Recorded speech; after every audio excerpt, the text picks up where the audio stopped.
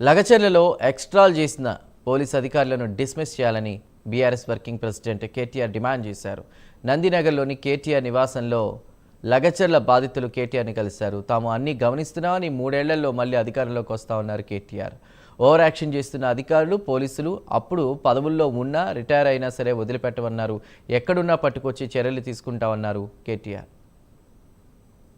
NHRC national human rights commission కూడా అధికార మదంతో విర్రవీగుతున్న రేవంత్ రెడ్డి చెంప మీదకెళ్లి కొట్టినట్టుగా నిన్న వాళ్ళ రిపోర్ట్ ఇచ్చినారు.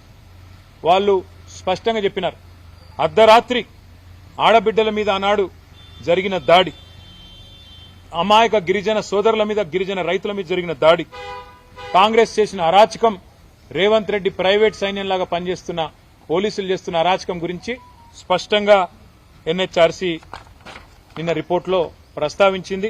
యాక్షన్ తీసుకోమని కూడా చెప్పింది. సాక్షాత్తు రిటైర్డ్ సుప్రీంకోర్టు జడ్జి నాయకత్వం వహించే ఎన్హెచ్ఆర్సీ మానవ హక్కుల కమిషన్ ఇవాళ రేవంత్ రెడ్డి సర్కారును, వారి వ్యవహారాన్ని, జరిగిన పైశాచిక పర్వాన్ని తీవ్ర స్థాయిలో తప్పుబట్టింది. క్షేత్రస్థాయిలో కూడా పర్యటించింది ఎన్హెచ్ఆర్సీ. కేవలం వీళ్ళ రిపోర్ట్ ఇన్లే వచ్చి అన్ని వాస్తవాలు తెలుసుకున్నారు. అడుగడుగున మానవ హక్కుల ఉల్లంఘన జరిగింది అని కుండబద్దలు కొట్టి మరి స్పష్టంగా చెప్పింది. ఎవరో ఫార్మాస్యూటికల్ కంపెనీ కోసం అల్లుడిదని కొందరు అంటున్నారు. మరి అల్లుడిదో గిల్లుడిదో తెలియదు, కానీ ఎవరి కోసమో పేద రైతుల భూములు గుంజుకునే ప్రయత్నాన్ని ఎన్హెచ్ఆర్సీ అభిశంసించింది. ఈ రాష్ట్రానికి ముఖ్యమంత్రిగా మాత్రమే కాదు రేవంత్ రెడ్డి గారు, కొడంగల్ ఎమ్మెల్యేగా ఉన్నాడు. అట్లే రాష్ట్రానికి హోంమంత్రి కూడా ఆయన్నే. మరి పోలీసులు చేసిన ఈ దౌర్జన్యం ఆయన 3 రకాలుగా బాధ్యత తీసుకోవాలి. స్థానిక ఎమ్మెల్యేగా సిగ్గుపడాలి స్థానిక పోలీసుల దౌర్జన్యానికి. రాష్ట్ర హోంమంత్రిగా నిజంగా సిగ్గు ఇజ్జత్ ఉంటే ముక్కు నేలకు రాయాలి. రాష్ట్ర ముఖ్యమంత్రిగా నీకు సిగ్గుంటే రాజీనామా చేయాలి. చిత్రహింసలు పెట్టిన మాట వాస్తవం అని ఒక రిటైర్డ్ సుప్రీంకోర్టు జడ్జి చెప్పినాక కూడా ఇజ్జత్ లేని ముఖ్యమంత్రి, నీతిమాలిన మాటలు ఆయన పార్టీ మాట్లాడుతూ ఉన్నది. అందుకే ఈ కమిషన్ ఆర్డర్ కూడా ఇచ్చింది. మాకు ఖచ్చితంగా 6 వారాల లోపల కంప్లయన్స్ చెప్పండి, ఏం యాక్షన్ తీసుకుంటారు పోలీస్ ఆఫీసర్స్ మీద అని. ఇవాళ నేను రేవంత్ రెడ్డి ప్రభుత్వాన్ని డిమాండ్ చేస్తా ఉన్నా. ఏ అధికారులైతే పోలీస్ అధికారులు ఎక్స్ట్రాల్ చేసినరో, ఏ అధికారులైతే ఇవాళ ఎన్హెచ్ఆర్సీ చెప్తున్నదో చిత్రహింసలు పెట్టినారు, ఆడపిల్లల మీద అఘాయిత్యానికి పాల్పడ్డారని వాళ్ళని సర్వీస్ నుంచి డిస్మిస్ చేయాలి. సస్పెండ్ కాదు, ఖచ్చితంగా సర్వీస్ నుంచి తొలగించాలని చెప్పి మేము డిమాండ్ చేస్తున్నాం.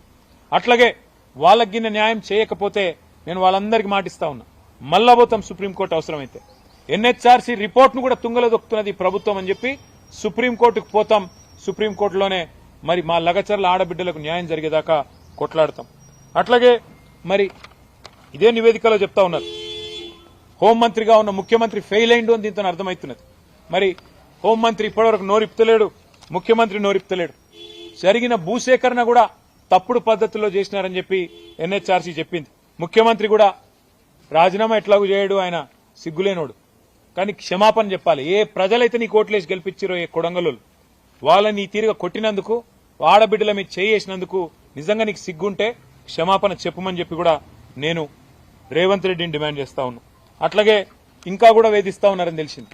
ఇంకా కూడా బెదిరిస్తుండ్రట, ఇంకా కూడా పోలీసు వాళ్ళు వస్తుండ్రట, ఇంకా కూడా అధికారులు ఓవర్ యాక్షన్ చేస్తుండ్రట.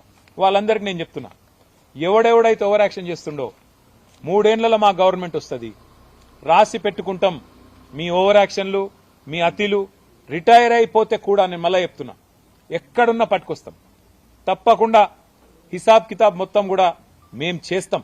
ఎందుకంటే ఈ స్థాయిలో సుప్రీంకోర్టు చెప్పినాక, సుప్రీంకోర్టు రిటైర్డ్ జడ్జి ద్వారా ఎన్హెచ్ఆర్సీ చెప్పినాక కూడా మీరు ఓవర్ యాక్షన్ చేస్తే, హైకోర్టు స్టే ఉండగా కూడా రేవంత్ రెడ్డి ఆడిచ్చినట్టు ఆడితే మేము కూడా తప్పకుండా మీ పద్ధతిలోనే జవాబు చెప్పాల్సి వస్తుంది, గుర్తుపెట్టుకోమని చెప్పి కూడా అధికారులను నేను కోరుతా ఉన్నా. మరి బీఆర్ఎస్ పార్టీ లగచర్ల బాధితులకు గతంలో అండగా ఉంది, మొన్న అండగా ఉంది, ఈ రోజు అండగా ఉంది, రేపు కూడా వాళ్ళకి న్యాయం జరిగేదాకా అండగా ఉంటాం, నిలదీస్తూనే ఉంటాం. ఈ ప్రభుత్వం